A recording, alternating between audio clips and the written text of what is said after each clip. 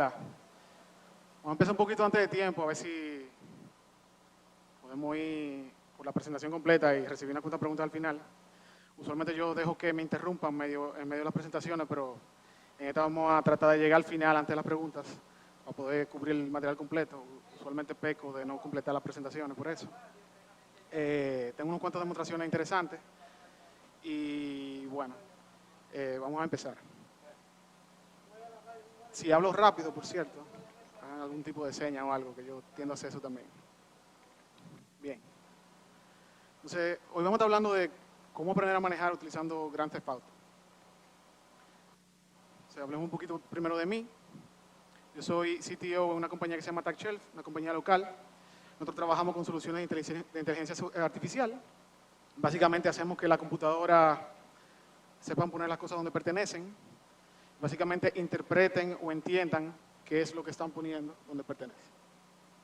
Eso quiere decir que nosotros trabajamos con documentos, pero también trabajamos con conversaciones, y así sucesivamente. Realmente la gama o el rango de soluciones que nosotros creamos es muy amplio. Entonces, nosotros no estamos contratando gente por el momento, pero tenemos unos amigos que están contratando por si alguien está buscando trabajo. Son gente de Ocus. Ellos están trabajando con una solución súper interesante en el área de educación. Ahí está el email por si quieren aplicar. Entonces, ¿de qué se va a tratar esta charla? Nos vamos a concentrar en carros que manejan de manera autónoma. Básicamente, la idea es habilitar a cualquiera a poder llegar del punto A al punto B sin necesidad de preocuparse de la habilidad de poder manejar el vehículo.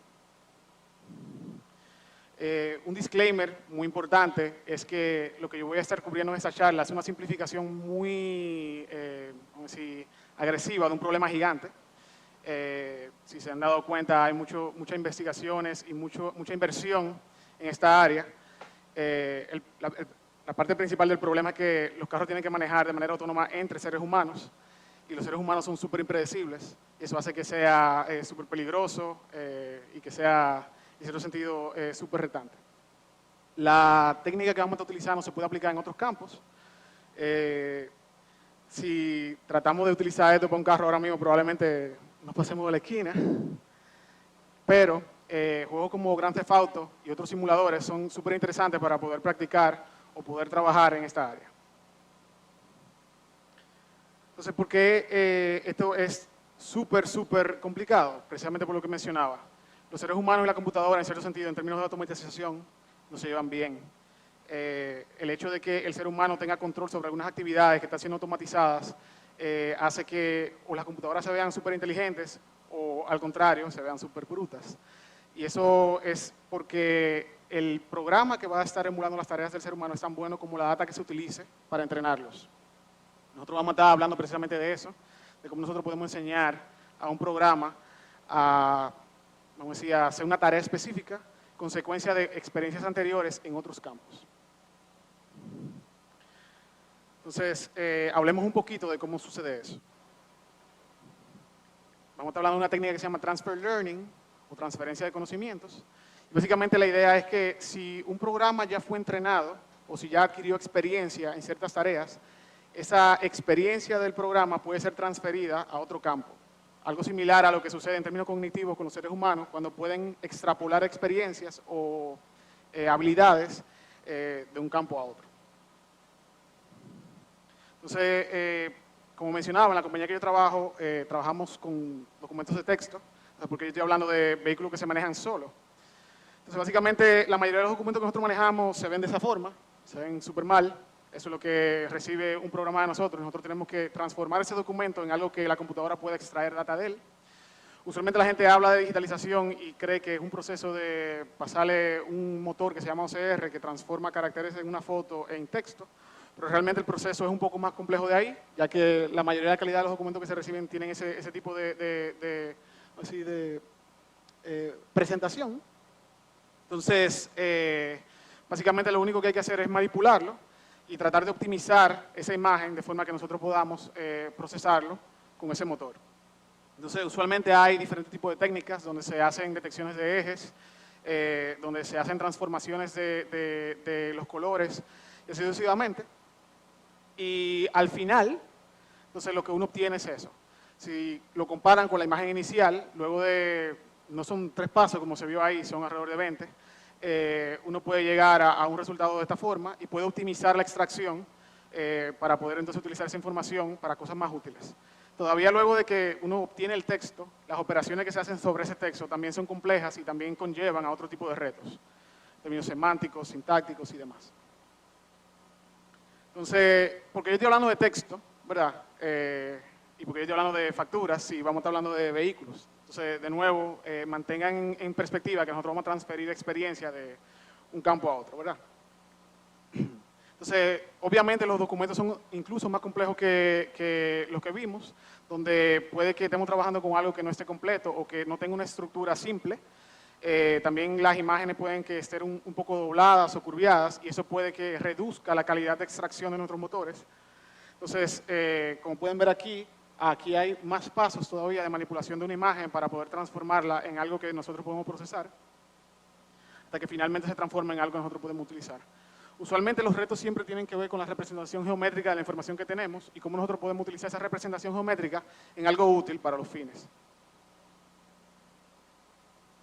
Entonces, como mencionaba, el problema de los documentos es muy similar al de los vehículos, por lo menos en el contexto de lo que vamos a estar hablando hoy. Parte del problema a la hora de manejar un vehículo es detectar en qué carril va. Localmente, la educación vial es particular e incluso las calles no tienen buena señalización, lo cual transformaría esta solución en algo que no se puede utilizar en la práctica.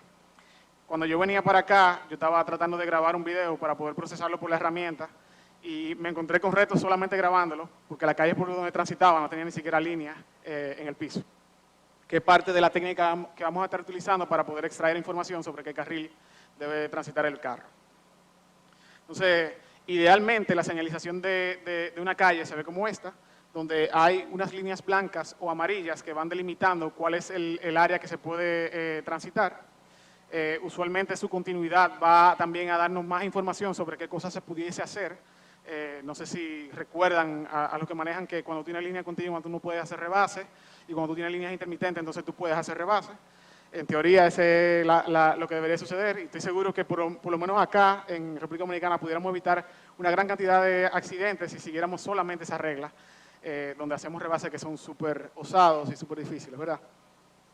Entonces, si nosotros transformamos el procesamiento que yo mencionaba anteriormente, donde obtenemos información geométrica sobre esas imágenes para poder extraer información, nosotros podemos aplicar exactamente ese mismo tipo de experiencia en términos geométricos para poder determinar si el vehículo está centrado en un carril, tomando como parámetro las líneas que definen ese carril, que también tienen una forma geométrica. Entonces, en teoría, si yo puedo, en cierto sentido, representar esas líneas de esa forma, yo puedo saber si el vehículo está centrado. Y mi meta, a la hora de crear un programa que maneje el vehículo solo dentro de ese carril, es simplemente que se encuentre de manera proporcional entre ambas líneas.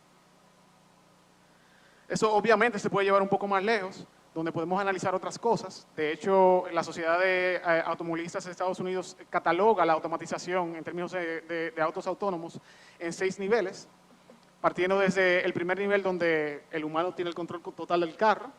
El segundo nivel, o el nivel 1, es donde nos encontramos hoy en día, donde hay asistencias, que son programas en algunos casos, y en otros casos son soluciones mecánicas que nos ayudan a evitar accidentes, por ejemplo, los frenos ABS, algún otro tipo de ayuda que vienen con la transmisión y así sucesivamente, que en cierto sentido tratan de ayudarnos con la seguridad, los sensores de reversa o los sensores de proximidad y así sucesivamente.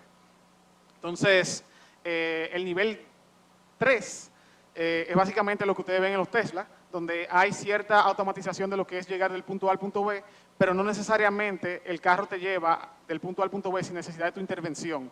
Entonces tú tienes que estar presente y tú tienes que en cierto sentido estar alerta en caso de que tú necesites hacer un takeover del proceso.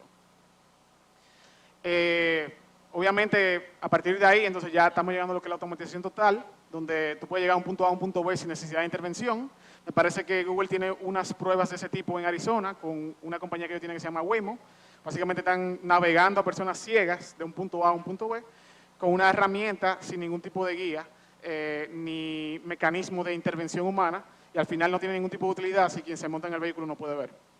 Entonces, ahí vemos dos cosas. Vemos primero cómo la tecnología ha avanzado a un punto donde podemos manejar el punto A al punto B sin necesidad de intervenir de manera manual. Y segundo, cómo vemos la utilidad de ese tipo de soluciones para habilitar a personas que tienen discapacidades para transitar por las calles, como hacemos los que tenemos todas nuestras habilidades. Entonces, ¿cómo nosotros podemos al final enseñar a un vehículo a que funcione de manera autónoma partiendo de esa información geométrica que tenemos y de experiencias de seres humanos?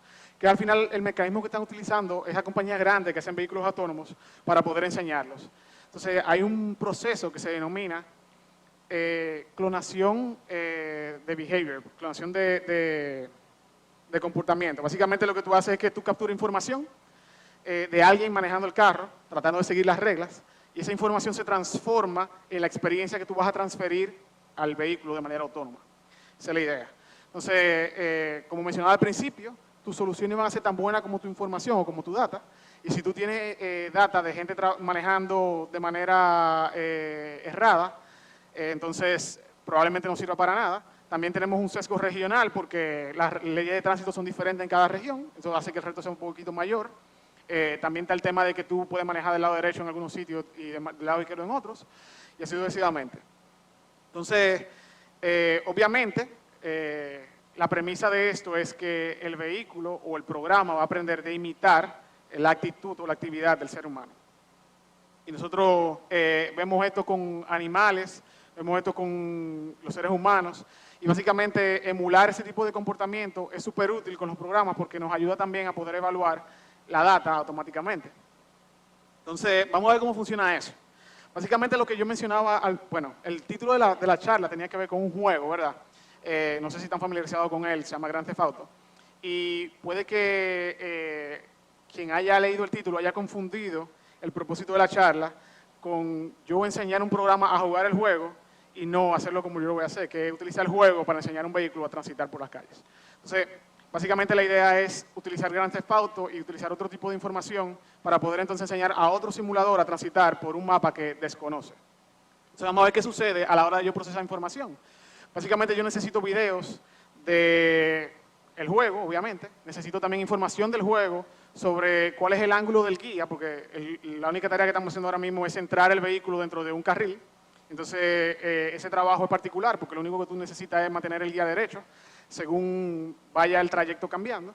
Y para eso entonces tú tienes que ir doblando según las curvas de dicho trayecto. Entonces, lo único que tú necesitas sería el ángulo de giro del vehículo para poder centrarlo dentro de ese carril. Entonces, yo tengo un video y la particularidad de este video es que utiliza un motor dentro del juego y le voy a explicar por qué. Resulta que yo no encontraba un mecanismo de manipulación de la cámara que me ayudara a evitar que hubiera interferencia con lo que eran las líneas, ¿verdad?, de la calle en la simulación. Y eso es un reto particular también cuando tú tienes vehículos. Entonces, una inversión de equiparlos para poder tener autonomía. Las cámaras y los sensores que tienen los vehículos montados usualmente tienen que estar en una posición particular donde no haya ruido desde la fuente, que es el vehículo, a la hora de capturar información. Obviamente hay otras fuentes de ruido, que son los otros vehículos que están transitando contigo, la calidad de las calles, como mencionaba al principio, el clima y otros factores que son difíciles de listar porque los conocemos a veces, que afectan, ¿verdad?, la capacidad de la herramienta de funcionar de manera autónoma. Entonces, en este caso, lo que yo hice fue que traté de buscar una simulación o a alguien jugando en el juego, de forma que yo pudiera capturar las rayas de una manera clara y poder utilizar ese video como fuente de información para la simulación que yo voy a estar utilizando, extrayendo información geométrica, extrayendo información de los ángulos de giro y demás.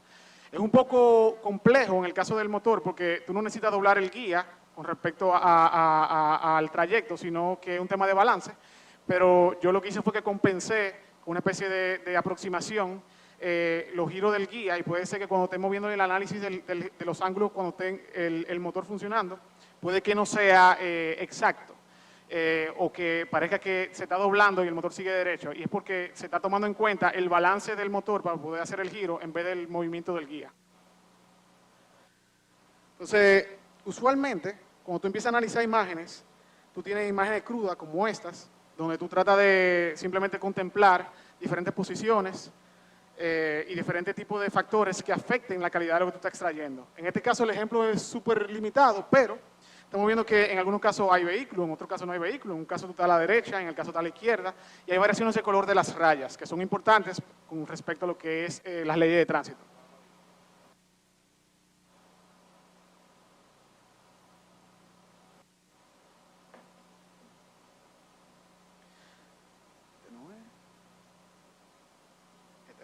Entonces, el primer paso, antes de hacer una proyección de trayecto, es identificar las partes geométricas que conforman, ¿verdad?, el carril o el lugar donde tú deberías de hacer el trayecto. Entonces, aquí vemos como las mismas imágenes que teníamos, utilizando aproximaciones geométricas, nosotros podemos utilizar la misma experiencia que teníamos para poder identificar cosas dentro de los documentos, para poder identificar cosas en la calle. Básicamente hay una transferencia de conocimientos de cómo tú procesas un documento de texto, el Sudoku, o cómo tú procesas tablas, por ejemplo, y cómo tú puedes utilizar esa misma experiencia de un programa para poder procesar elementos geométricos de otro tipo y de otro propósito o con otro contexto.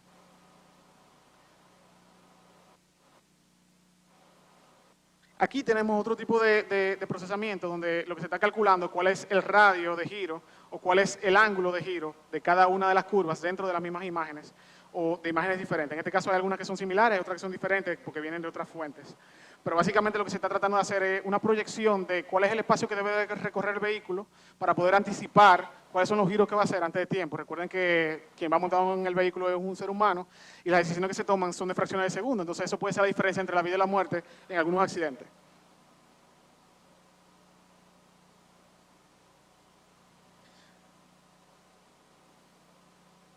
En video se ve así. Y básicamente todo el cálculo se va haciendo en tiempo real. Básicamente lo que está sucediendo es que se está calculando cuál es el ángulo de giro que tiene que tener el vehículo para mantenerse centrado en esos carriles. Algo que yo tuve que hacer para poder utilizar Grand Theft Auto, además de los videos, fue hacer un hijack del juego y básicamente capturar información con un driver o con un plugin de cómo variaba el ángulo de giro de cada uno de los vehículos que yo estaba analizando con respecto a las curvas dentro de la simulación. Porque así yo puedo tener información que puedo cruzar sobre cómo se tiene que comportar el vehículo en términos de giro, en términos de ángulo, con respecto a las variaciones que hay en las líneas geométricas que estoy identificando en las imágenes. Entonces, lamentablemente la resolución no ayuda, por ahí está el juego y lo que se ve atrás es básicamente la captura de información a medida que tú vas transitando por medio de la calle del juego. Entonces, eso combinado con los videos me ayuda entonces a obtener información que se transforma en lo siguiente.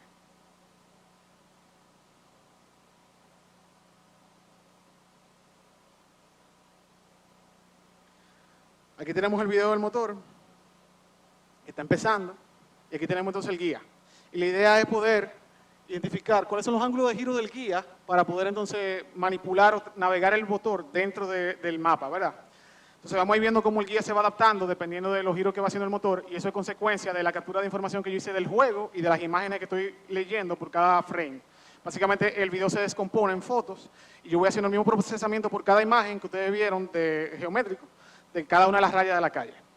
Entonces puede que cuando la cámara cambie haya algún giro brusco en el guía y eso tiene que ver con el ruido que hay en la simulación.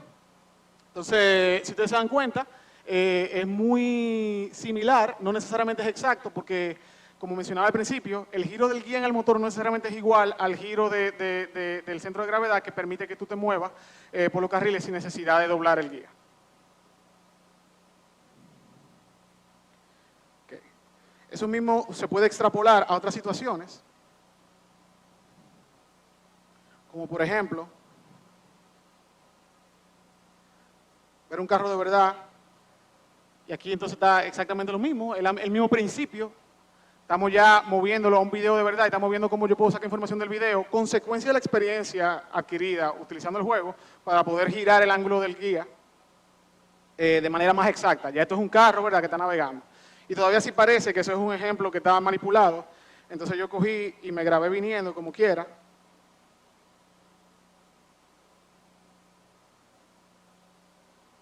Probablemente ustedes reconozcan este camino.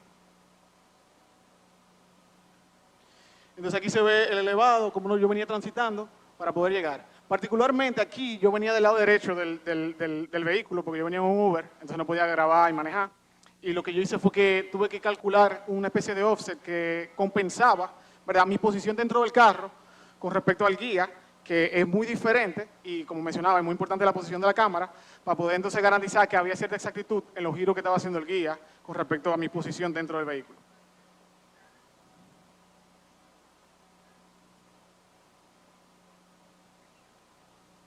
Entonces, al final, el propósito de todo eso es agarrar esa información que yo tengo de los videos, donde hay cierta autonomía porque yo no tengo el control, y transferirlo entonces a una simulación.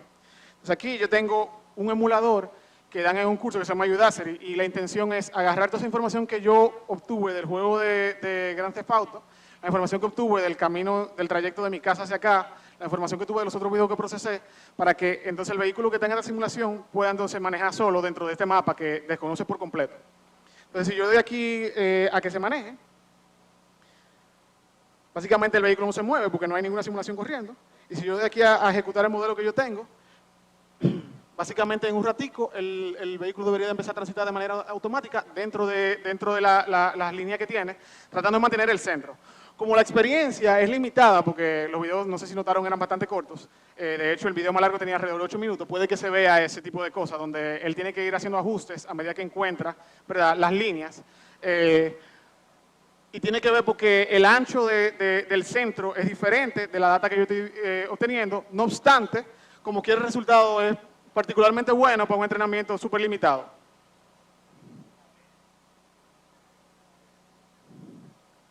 Entonces, ¿perdón? Bien, yo no tengo redes sociales activas con respecto a lo que tiene que ver con tecnología, no obstante, a mí me encanta compartir lo que yo sé. Si me ven en la calle o me ven en cualquier sitio, me pueden interrumpir, me pueden preguntar cualquier cosa. Y si tienen alguna pregunta ahora con respecto a esta charla, entonces es el momento de hacerlas.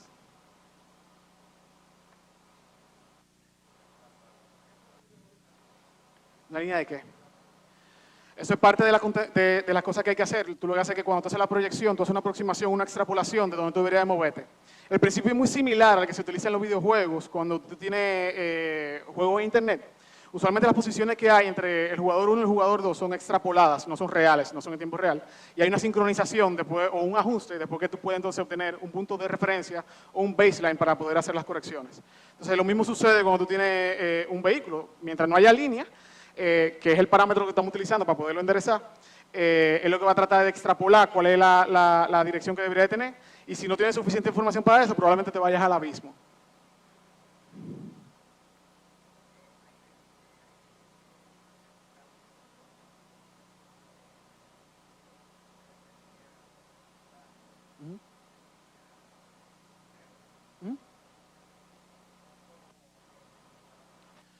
En el caso particular del programa que tengo, no lo reconoce, ¿verdad? Porque al final el único propósito del programa que teníamos era centrar el vehículo dentro de las dos líneas de la línea del carril. No obstante, en la práctica, hay un conjunto de factores de entrada al modelo predictivo que incluyen otro tipo de reglas, la proximidad de los vehículos que están a los lados, otro tipo de patrones dentro de la misma calle. Y algo muy particular que están haciendo compañías como Tesla, compañías como Google, es que están haciendo lo que se llama embedding de data al mapa. Entonces, básicamente lo que hacen es que van haciendo capturas de manera satelital de la ubicación tuya y van haciendo capturas a nivel de la calle para poder obtener reglas que son particulares de esa zona geográfica. Y entonces, cuando tú estás transitando por esa zona geográfica, se contemplan esas reglas, además de las cosas que va viendo el carro por las cámaras y los sensores. Y de esa forma tú puedes garantizar que no hay que hacer un cálculo que tome más tiempo en tiempo real, porque al final, de nuevo, segundos o milisegundos pueden caracterizar un accidente de vida o muerte, ¿verdad? Dígame.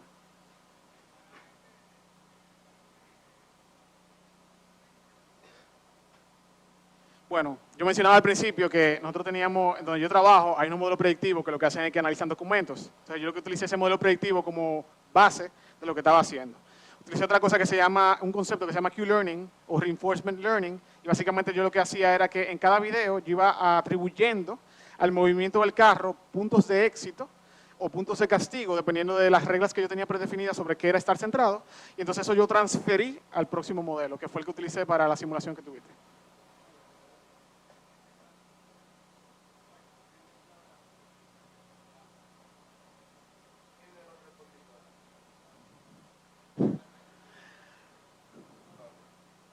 utilicé TensorFlow, pero TensorFlow al final es una librería que lo que hace es que abstrae las operaciones matemáticas. TensorFlow de por sí no es un framework que abstrae implementaciones por ti.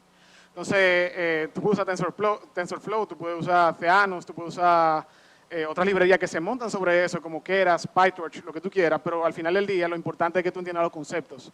Si ustedes se dan cuenta, los que han ido a charlas anteriores mías, yo nunca hablo de lenguaje ni hablo de nada que tenga que ver con implementaciones particulares en un framework, porque lo importante no es eso, sino entender el concepto, y eso tú lo puedes transferir a cualquier tipo de librería que tú quieras utilizar.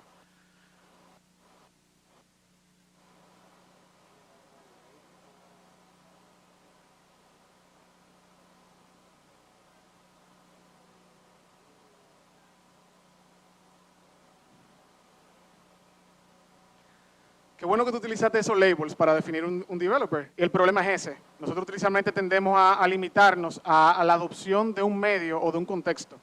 El programador no tiene que saber tirar código. El programador tiene que saber resolver problemas de manera sistemática. Entonces, lo primero que tú tienes que hacer es cambiar ese paradigma o cambiar esa mentalidad y entender que tu trabajo no es trabajar, tú no eres un full stack developer, tú no eres un mobile developer, tú eres alguien que resuelve problemas difíciles de manera sistemática. Desde que tú partas de ahí y tú entiendas que ese es tu rol, entonces tú lo que tienes que hacer es aprender un poquito de álgebra lineal, refrescar el cálculo y entonces aprender a leer lo que son las fórmulas matemáticas. Después que tú puedas entender eso, tú puedes transformar eso en lo que sea. Tú puedes hacer este mismo ejemplo en el teclado de Android o en el teclado de iOS si tú quieres. Realmente no hay ningún tipo de limitación sobre lo que tú puedes utilizar para lograr la finalidad que tú te propongas. Al fondo.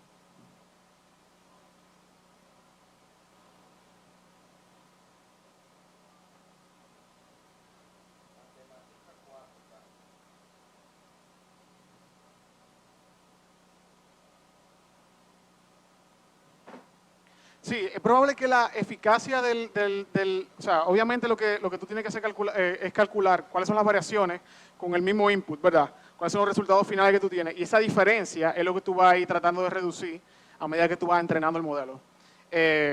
Por definición matemática, eso es una derivada.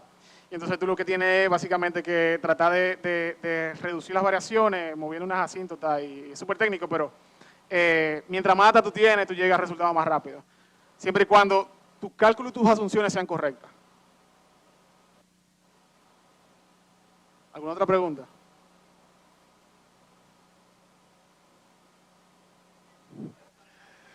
Bueno, gracias.